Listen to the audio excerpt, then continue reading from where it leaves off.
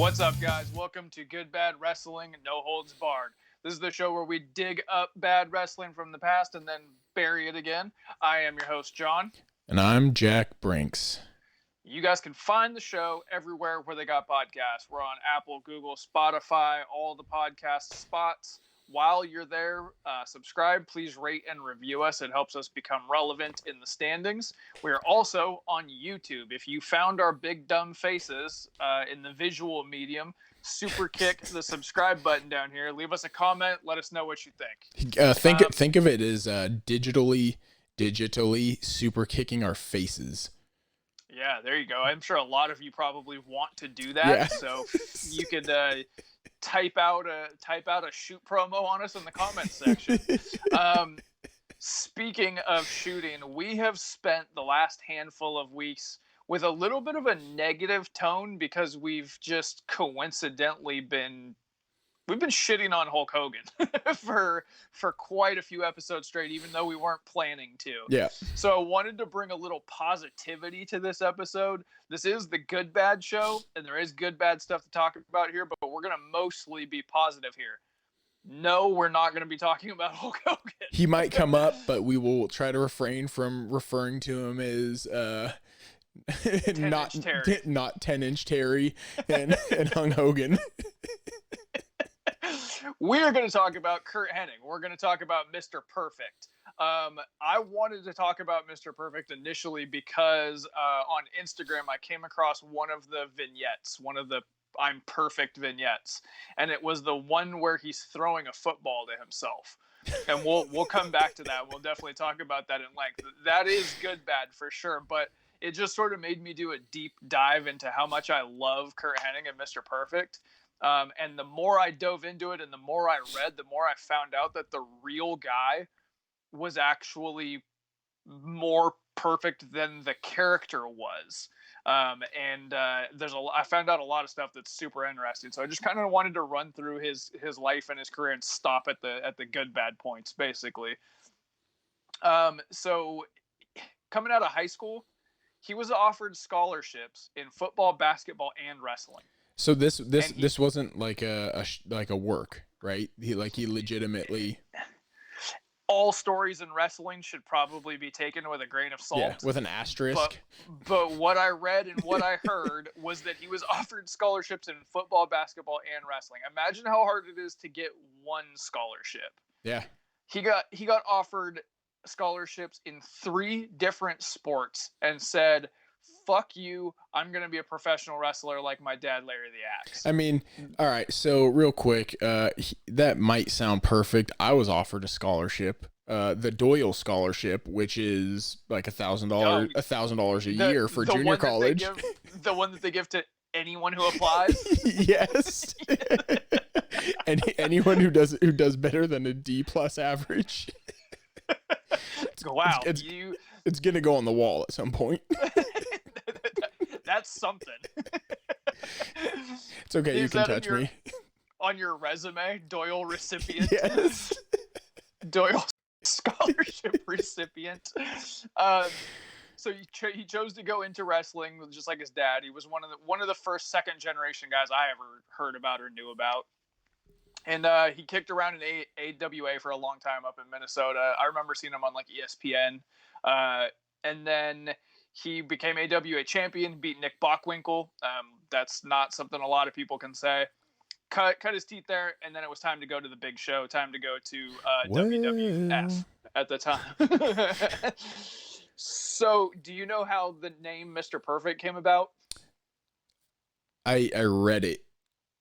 I've read it at one point, but I totally forgot what. So, he's in a meeting with Vince McMahon. And rather than having him puke into a bucket, he said, he's gonna puke. He asked Curt, what kind of high school athlete were you? And his response was perfect. The character Mr. Perfect didn't exist yet, and this real human being's real answer to that question was perfect. You arrogant fuck. So Vince puts the name Mr. Perfect on him. This sort of got me to thinking. We'll get to the vignettes right here in a second. If you're a professional wrestler, you go to the WWF, Dubba Dubba, the WWE, Dubba Dubba. And Vince McMahon puts a character on you, right? Let's say you're a pig farmer. You put on overalls and you carry a slop bucket. Let's say you're a garbage man. You just carry a garbage can around, right? You're the snake. I have a snake, whatever, right? I'm not saying you have to carry something, but most of the characters, you just take it. I'm the $1 Million Man. Yeah. Great. You give me a limo and I'll dress nice, whatever. You're perfect. Just go be perfect. What? Just all you have to do. Just go be perfect. It's pretty simple. Oh, okay. Just be perfect. And they couldn't have chose a better guy to do it because from everything I've heard, these vignettes are actually pared down sort of from his real skills. So you have hitting home runs with Wade Boggs, where which is one of the more, if you really stop and think about it, one of the more impressive ones, right? Like if you and I go to a softball park or a baseball park today, what are the odds that we actually have the power to hit the ball out of, like, over the fence? Not very many people who aren't baseball players can actually Little do that. league fence or yeah, wiffle ball. He sinks a 40-foot putt, which I'm sure it took a bunch of tries. Bruce Pritchard actually said he was the one that was directing all of these vignettes. He said that Curt was better when he thought he wasn't being filmed. He would sink the putt. He would sink the basketball shot immediately. There's no pressure. You're just fucking around. And then when they exactly. When they started recording, he would get like tense and he wouldn't do it as good. So they started just always recording. And they said, just be the character when you show up and you won't know when we're recording and when we're not. The golf one had me laughing because he's dressed well, like for today's standards. Yeah. You don't see clips of anyone from the 80s where you don't laugh at their clothes except him. I mean, so the golf one was like, yeah, it's impressive. I mean, last time I went and played mini golf, I got a hole-in-one on one of the windmills. So yeah. You think that's impressive? Try putting it in the clown's mouth, and then we'll talk. I'm not putting nothing in a clown's mouth. Again. Hey, try everything once. The ping pong one, where he's playing right-handed and left-handed in Zubas, by the way. The same Zubas that we have. Yeah, this exact same Zubas that we have. You could, if you want to know the story there, ask us in the comments. And the ping pong was a promo towards Hogan. Yeah. Like, check out how good of a wrestler I am, Hogan. With what's his name? The genius. Lenny Poffo. Yeah. He bowls a 300, which is not an interesting vignette. That's pretty dull.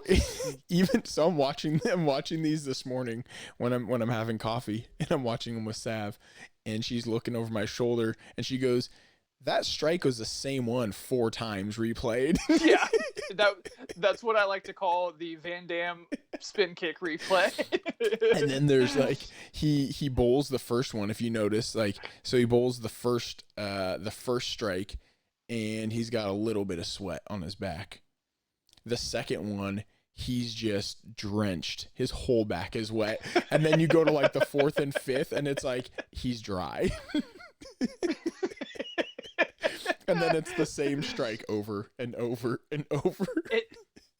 His promo at the beginning of it, he goes, like, I'm perfect, whatever. And he goes, everybody's dream is to bowl a perfect game. And I was like, excuse me? My dream is to never have to step foot in a bowling alley. So I don't think everybody's dream. He's the perfect goalie, which that one's probably the hokiest because there's no proof that it's him. He's in a mask. The basketball one where he hits a behind his head, like the basket's behind him shot. We all try that every time we play horse. He hits a half court shot before Steph Curry made it cool. and people said he used to do that kind of stuff routinely. You'd play basketball with him and he would hit half court shots.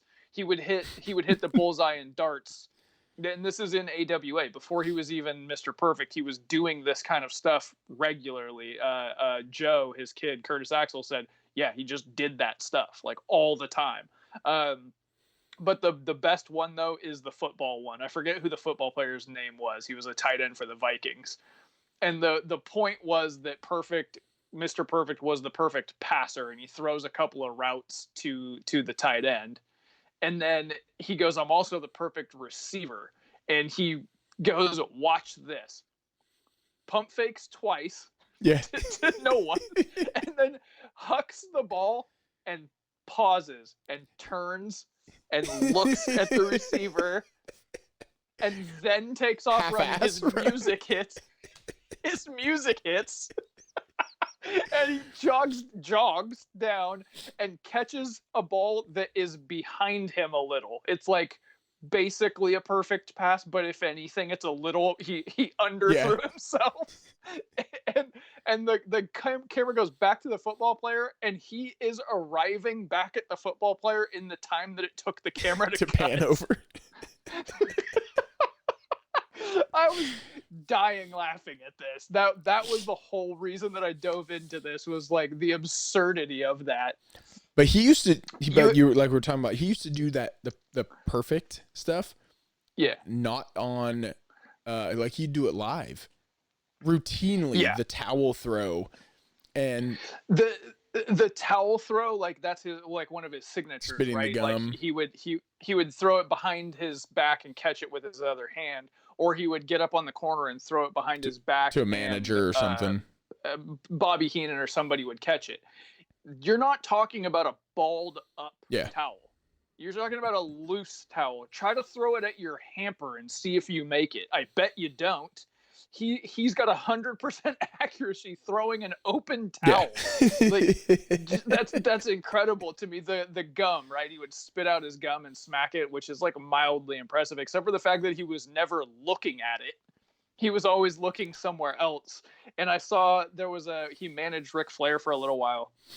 And Ric Flair's doing one of these like poolside interviews where he's cutting a promo on Randy Savage, but I'm watching Mr. Perfect, who's there also, and in between the two of them is just some girl, some model, right? They're just living the life, and there's a platter of grapes, and Ric Flair's talking blah blah blah, style and profile and whatever. While he's talking, Perfect is looking down the girl's bikini, and then he shakes his head with like he's unimpressed, and then he reaches out and he grabs one of the grapes. Ric Flair's still talking. He puts the grape in his mouth, and then he makes like a disgusted face and spits it out and smacks it the same way he does his gum. The whole time Ric Flair's talking. The best part about everything he did was his swagger. Like some of the stuff wasn't like spitting the gum, like you said, wasn't impressive, but he did it like it was the most impressive thing you've ever seen. And it because he made it look so easy. Yeah. Like he made everything look so easy. So the pencil toss on commentary, throw his pencil up, it'll rotate 5 times, and then he'd catch it the same way you would write with it. And he's looking at the camera when he does it. If you're listening to this or watching this, grab a pen or a pencil and try to do that. Not Damn nice. it. Yeah. Got it. And then so there's stuff like I saw a video on Instagram the other day. I think I sent it to you. It was an Instagram page about botched wrestling moves. It's him and Jericho in WCW. Chris Jericho goes over to do a lion salt, and for whatever reason, he just doesn't. He doesn't rotate. salt. He just doesn't. He doesn't salt. He doesn't backflip. Kurt gets his knees up and probably saved Jericho's neck literally. Yeah. Like just things like that. He's just Johnny on the spot. And that's actually not the most impressive example. So he did that video with Wade Boggs. Yeah. Him and Wayne Boggs were actually like best friends. Wade Boggs inducted him into the Hall of Fame. So Wade's story about the two of them are hunting, and Boggs said we should go separate directions. And Curt Hennig said, nah, let's go together. Boggs goes to step over a barbed wire fence, and he hands Curt his rifle. And when he goes over the barbed wire fence, he gets caught in it, and he's hanging upside down with his leg caught in the barbed wire.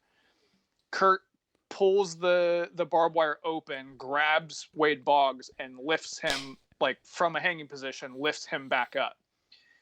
Boggs goes, "There's something wrong with my leg." It turns out that his leg from his knee to his ankle was completely splayed open. And they had like 3/4 of a mile to get to the truck. Curt Hennig carried him the entire way. Holy 3/4 of a mile, a professional baseball player. They get to the hospital, and the doctor tells him that if he hadn't gotten there when he did, that he definitely would have bled to death. So, Jesus. So just being perfect, just being on the spot, he saved Wade Boggs' life. Side note, Curt Hennig and Wade Boggs and their group of friends invented this hand sign, which Kevin Nash took and added to the NWO, and is the too sweet hand. I wonder if there's a correlation between Kevin Nash taking it, or did Nash take it, or did Hall? Because Hall and Perfect were AWA tag champions. I think all three of them were good friends, that group of people, but they put it on TV from Wade Boggs. So had Curt Hennig not saved Wade Boggs' life, then the Young Bucks and the Bullet Club would never have had this, which they got from the NWO. Yeah. So as far as wrestling, like, it kind of goes without saying, he was A+.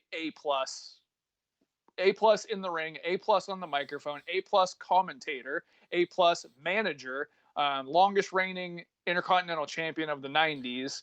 The best greatest matches, Intercontinental Champion. Not the other guy who claims he's the greatest. Not Honky Tonk Man. Exactly. Hennig also had the perfect, crazy end of match hair. Oh man, I am such a fan of fucked off hair at the end of a match. Ziggler's is good, but Ziggler's just a low rent carbon copy of Curt Hennig. But it's not Hennig hair. No, it's not. It's basically it's Gargano and Perfect. Those two guys have the best end of match fucked off look that you could possibly have. Another side note, on commentary, he gave Shawn Michaels the moniker Heartbreak Kid. He's the one that came up with that. He goes to WCW. He's a member of the Four Horsemen. He's a member of the NWO. He's a member of the West Texas Rednecks. Yeah. Comes back to WWE in 2002. He's a Royal Rumble Final 3 guy after 10 years off or more from WWF. I also found a really interesting dark match that he had with Brock Lesnar. Did you watch that? No, I didn't. I don't think I saw that one. So it was like right on his return back to WWE at the time, and it's a dark match. It's got the little time scroll at the bottom. There's no commentary. And out comes Curt Hennig, Mr. Perfect music, towel toss, whatever. And then you just hear some generic rock music, and a gigantic baby child with terrible tattoos and blue trunks comes out, and it's Brock Lesnar. And you could just tell this guy was a thing, right? They're both from Minnesota. They were friends. And Brock's just a power guy. It's a really good veteran who puts a guy over without that guy winning. Brock gets pinned, but it's because Curt outsmarted him. It's, as far as dark matches go, it's worth looking up just because it's kind of an interesting pairing. So I didn't even know those two were friends until. So we talk a lot of trash about WWE's current stuff and stuff they've done, right? One of the things they do better than anybody else, and I hate them for it, is their memorial videos. Yeah, and I teared up watching some of this material. And Lesnar talking about Hennig, I had no clue that they were even connected. Yeah. The Minnesota wrestlers is almost as big of a fraternity as Samoans. Yeah. Like the amount of noteworthy people who have come out of Minnesota is it's a long list. It's long and distinguished. Not going to drop the Top Gun line in there. No. So the other thing that I want to spend a little bit of time on, lastly, is that Curt Hennig is probably the most notorious ribber in wrestling history. I mean, I haven't personally heard of anyone that even comes close in the great pantheon of ribbers. I've got a list here of some of his doozies that I want to go through. So for people at home, if you don't know what a rib is a prank. We talked to Cholo about it because he loves ribbing people with his this ketchup in his straw. He actually wouldn't tell us some of his classics because he wanted to continue to use them. so it's just a prank. It's a joke. Yeah, it's a deception. Yeah, it's a blanket term. I imagine if you found the show, you probably know what it means. But for those of you that don't, it's basically pranks.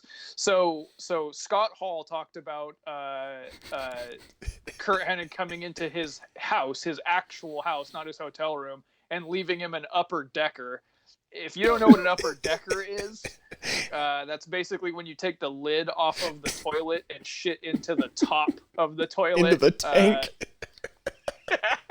So he did that to Scott Hall.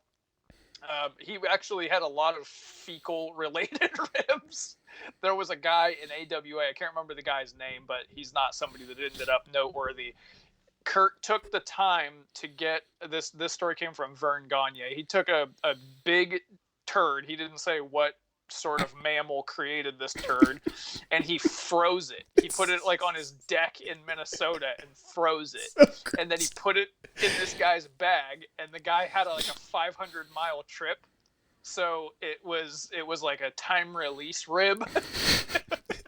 So he got to where he was going to find what seemed to him to be a fresh turd. Didn't know how it got there. It's so damn good. One of the best fecal related ones that you'll probably be a big fan of is there was a Christmas party at Road Warrior Animal's house. And Road Warrior Animal had a young son, James Laurinaitis. Yep, big fan. Former Rams linebacker. And he was like 2 years old at the time. So Mr. Perfect goes upstairs to use the bathroom where he finds one of those tiny training toilets for kids. And he leaves a 260-pound protein diet man shit in that tiny potty and left it for Animal to think that the kid put it there. Oh, it's so good. Oh man, he also used to shave off one of people's eyebrows. This story was hilarious.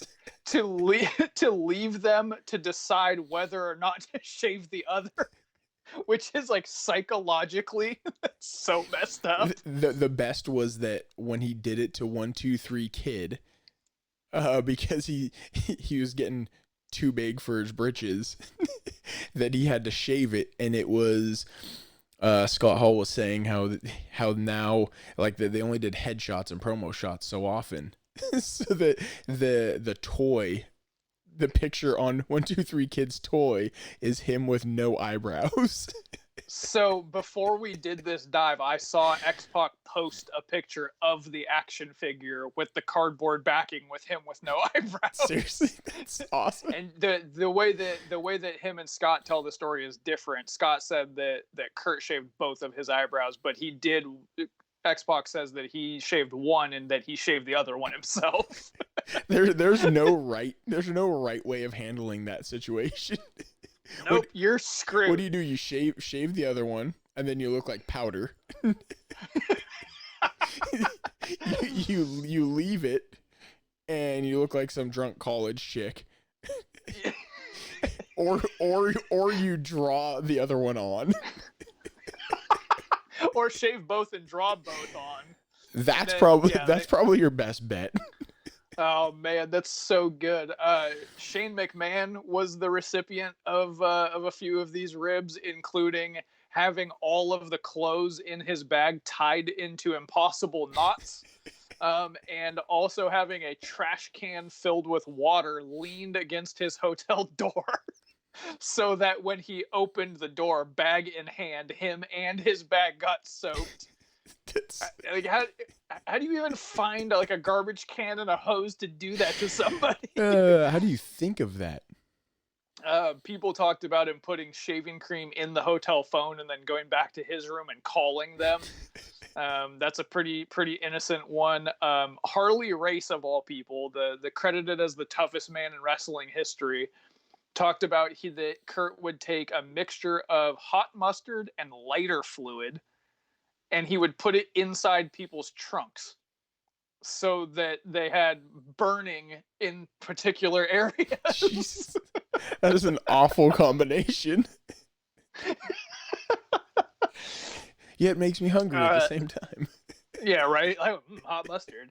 And then the last one that I've got here is somebody was talking. I think it was Vern Gagne was talking about that he made a little squirter, like a Clear Eyes bottle filled with like stink juice. Like who knows what the hell it was. But he was in a 30-man or 20-man battle royal in AWA, the kind where everyone's in the ring at the same time. And he was just going around squirting it on everybody he interacted with in a battle royal. Dude, that's awesome. Oh man, yeah. So, and unfortunately, he died in 2003. But I just like I was doing this dive basically because I saw him throw a football to himself, and I thought it was ridiculous, and I wanted to stop and just talk about that he actually was perfect, and he was more perfect than we ever saw if you don't know anything about him. And like I said, just try to do the pen thing. Just try to throw a towel behind you into a hamper. Try to hit a half court shot and see how long it takes you.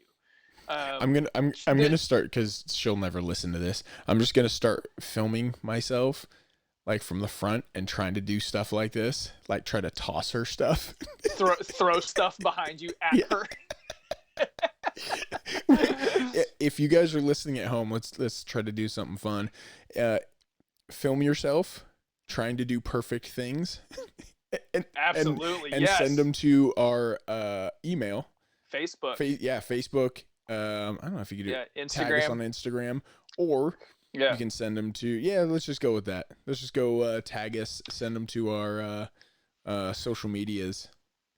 Yeah, let's do the perfect challenge. Do some Mr. Perfect shit with towels and gum and the little water bottle flip that you fucking internet people like to do. and the less perfect, the better. Absolutely, yeah. If someone else gets hit in the eye with a pencil, that's great. Hashtag it perfect challenge and then tag us in it. We want to see your perfect challenge stuff. We'll probably do a few ourselves too. Damn right. And this will be our big ups to Curt. I like it.